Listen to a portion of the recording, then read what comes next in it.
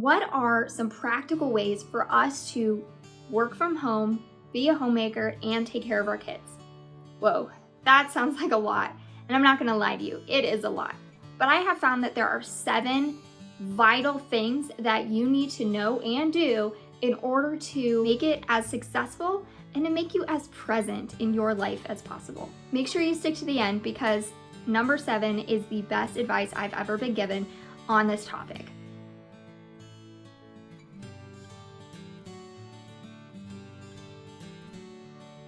Hi everyone, this is Tara from Faith in Everyday. I'm so excited that you're here today. In my last video, I mentioned that I wanted to talk about some practical steps on how to be a homemaker and work from home. And these are some things that I have had to work on through trial and error, as well as some advice that has been given to me over time from other content creators or other mentors in my life that have really helped me balance my career and homemaking. But I've been implementing these steps because my workload has skyrocketed. My business has started to grow. I've started to take on new clients. And so that means that I really have had to implement these steps within my life in order to make sure that there's some kind of balance, as well as not allowing myself to be so overwhelmed. But I have to say there were a few times in the last month where I've gotten a little overwhelmed. I have a wonderful husband who was able to talk it through with me and remind me that even the worst case scenarios are not bad scenarios. Number 1 is most important, and that is to prioritize your prayer time and your time with God. I know you are so busy, and it is so easy to just say, oh, I'll do that later, I'll pray later, I'll read later. Well, the thing is that our day really needs to start off on a good note, and that includes reading your Bible and praying, because God is the one who's giving us this work. He is the one who is doing all these good things in our lives, and we need to recognize that. We need to thank Him and praise Him. We need to be soaking up His word so that we can rely on His strength and not our own strength during this very busy season. Sometimes that means that I get up early, which at this point in my life is really not always the reality, but it is always the first thing I do after I get up. So I get up, make myself some tea, eat some breakfast, and read my Bible.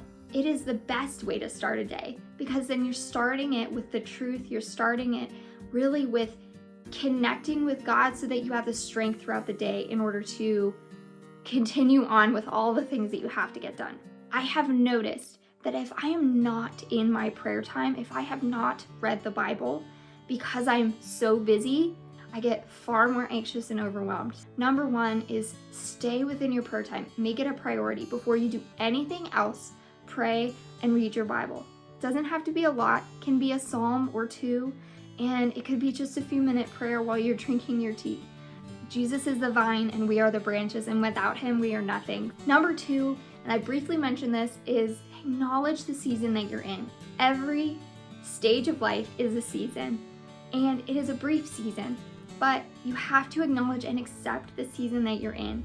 And sometimes that means that you're overworked and you've got so much work coming in, and other times that means that you've got small young kids who don't sleep, and that means that you have to prioritize sleep over getting up, let's say at 5 a.m., like lots of people have said to do. And so making sure that you acknowledge your season and you adjust what your routine looks like, what your life looks like as you're trying to balance it is really important, because what you're able to accomplish when you've had a full night's rest and you have kids who go to school full time is going to be totally different than if you have kids who still wake up in the middle of the night and stay at home with you.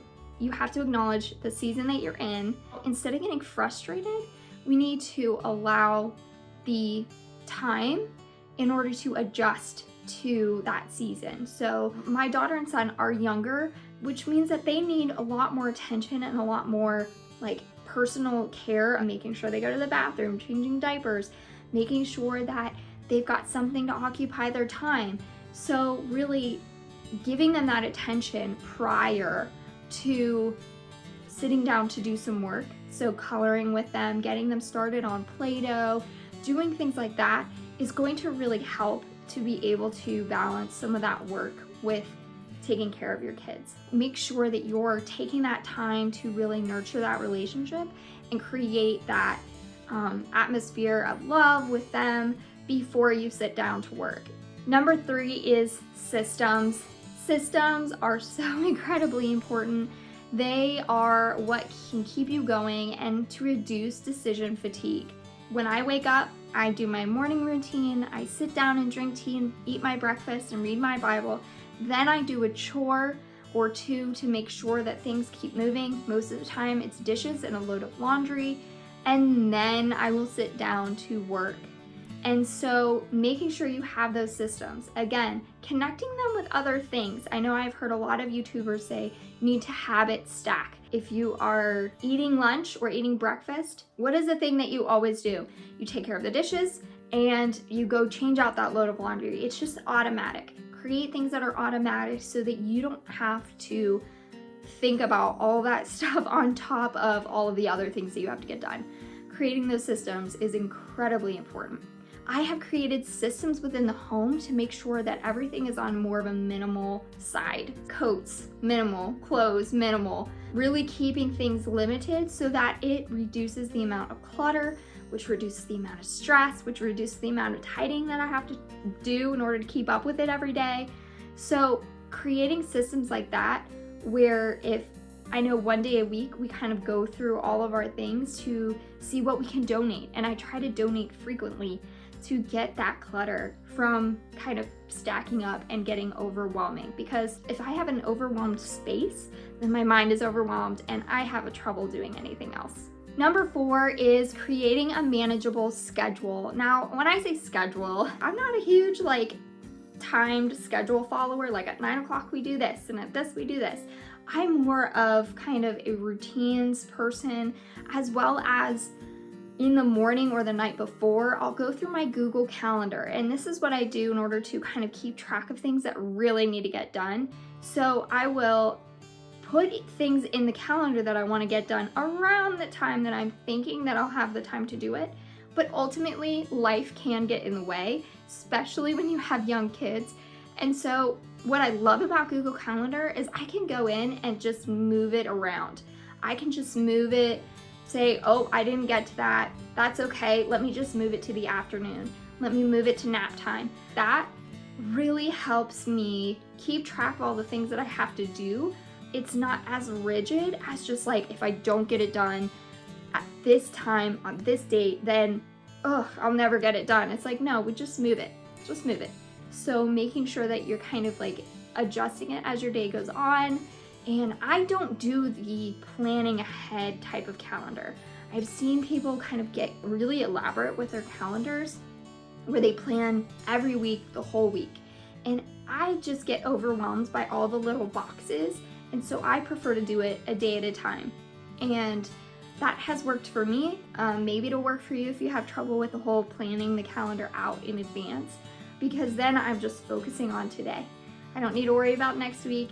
I can just focus on today and the things that I need to get done today. The only exception to that rule is appointments. So I do put appointments on the calendar, and I make sure to put them on the calendar way ahead in advance. Number 5 is pause.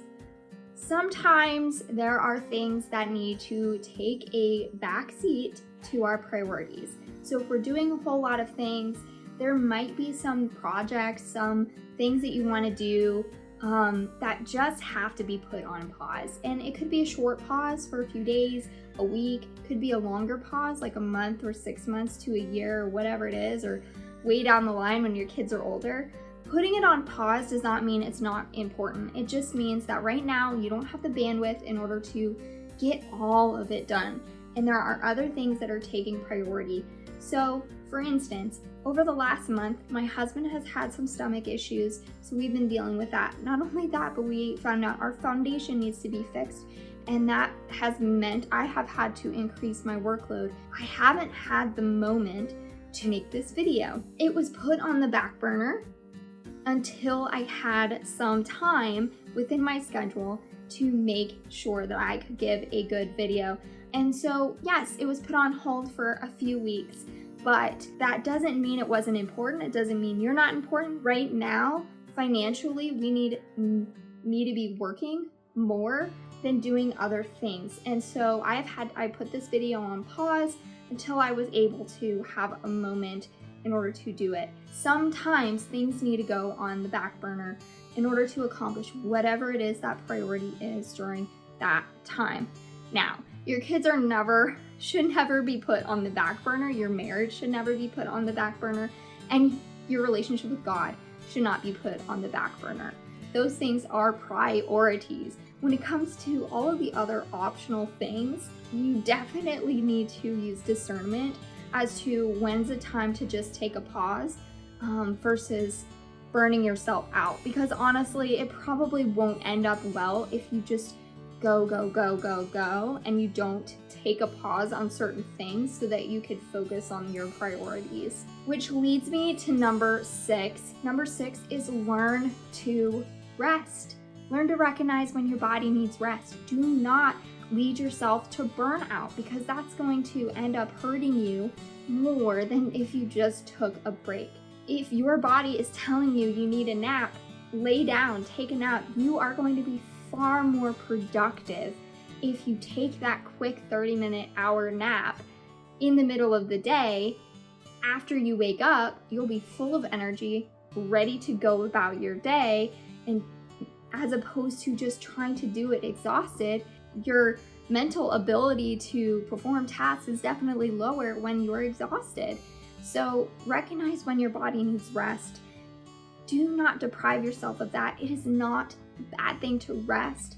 I have been crazy busy with work. I've got all these deadlines, and Shabbat was coming. I was trying to get it all done before Shabbat, but I didn't end up getting it all done before Shabbat. So I had a choice. Should I work on Shabbat, or should I allow myself to rest? And I decided that intentionally I was going to allow myself to rest. I wasn't going to worry about my work. I wasn't going to worry about my deadlines. I was just going to take my Shabbat and rest. When sundown fell on that Saturday, I started going over what I needed to do, and I worked a little, and then Sunday I worked all day, and I felt more productive. I felt energized. I felt motivated to do it. I wasn't worn out like I felt on that Friday before Shabbat. I was refreshed and ready to go to get all those things done. And it turns out that I had the energy to really finish those projects and hit those deadlines, even though I didn't work on Shabbat. Really listen to when you need rest. And now finally, we are at one of the best tips that I have ever gotten from any mentor, and it is hire help. Hire help. Actually, in her words, she said, "Friend, you need childcare. Like, you need childcare." And after that, I hired a babysitter for 3 hours a week. Now, it's not a lot, but when you're a mom who doesn't really get a whole lot of time to just focus and get into that deep work zone, having 3 hours of uninterrupted time to just work has been life-changing. I have been able to get so much done just in that 3 hours, being focused and intentional about that time.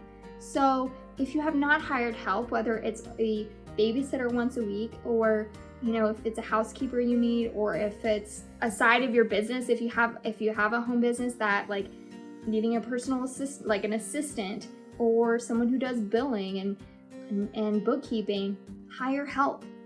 Like, you don't have to do it alone. And if you say, "Oh, I can't afford help," well, try to think about how much money you're going to make in that time that you're able to 100% focus and really be able to recognize, okay, if I can find someone who can come over and babysit while I'm here, so it's not like it's a nanny kind of situation where you're paying the nanny fees, you're more just needing a babysitter or a mother's helper, the price could be lower. Like for us, I hire a high school age student who homeschools, and I'm able to pay her for a couple of hours of her time every week, and it has been beneficial for me, it's been beneficial for her, and it's just been a great situation, and my kids love her. don't be afraid to hire help. And for me, as a filmmaker, there are some days that I need to go out and film, and this has been recently, a couple of weeks ago, I had a shoot that I needed to be at and go and film, and those have been just so incredibly freeing for me to be able to hire someone to come and stay for the day, and so that I can focus on getting that part of my business done. Don't feel guilty. Just because you're a homemaker doesn't mean you can't go outside of the home. I think that sometimes we get in this mind of like, oh, but I'm a homemaker, like I should only be working at home or I shouldn't be going out. And it's like, no, like God created you as a unique individual. You're gonna have interests that take you outside of the home. It's okay, it's good for you. And my husband was laughing at me because I was saying, man, I feel so guilty. I'm leaving them all day long to go do this video shoot. And he was like, don't feel guilty. And of course, saying that to a mom, it's just kind of like our natural inclination to feel guilty when we're not with our kids. But don't feel guilty. If you're doing something that energizes you, if you're doing something that helps the family, if you're doing that, trust that who you hired to take care of your kids is going to take care of your kids, and then go and do what needs to get done so that you can come home and enjoy your family so much more. It's good for us to rest and take breaks even away from our kids. So these are 7 things that you need to know and do in order to really be present and productive homemakers, work from home moms, and stay at home moms. Remember your priorities. Make sure you're slightly organized in order to make sure that all of the different things you need to accomplish get done. So thanks so much for tuning in today's video. I hope it was helpful, and make sure you subscribe and like this video. Shalom, shalom, friends. Bye.